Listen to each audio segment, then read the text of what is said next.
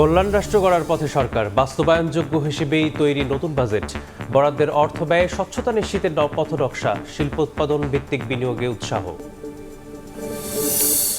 এবারের বাজেটেও করের বোঝা বাড়বে সাধারণ মানুষের। চলতি অর্থবছরের তুলনায় ৩৮,০০০ কোটি টাকারও বেশি ভ্যাটের লক্ষ্য। বড় অঙ্কের কর আদায়ের ভার জাতীয় রাজস্ব বোর্ডের কাঁধে। নতুন অর্থবছরে জাতীয় গ্রিডে দৈনিক ৬৫০ বিলিয়ন ঘনফুট গ্যাস যুক্ত করার লক্ষ্য। ৪৬টি কূপ খনন ও সংস্কারের পরিকল্পনা। বাপেক্স ও পেট্রো বাংলাকে গতিশীল ভূমিকা রাখার তাগিদ। ভাঙনের কবলে ছোট হচ্ছে বরিশালের মানচিত্র এবং ৩৮ বছরের স্যাটেলাইট চিত্রে ভয়াবহ তথ্য। অপরিকল্পিত বেড়িবাঁধ আর অবৈধ বালু উত্তোলনে প্রতি বছর বাস্তুহারা হচ্ছে মানুষ।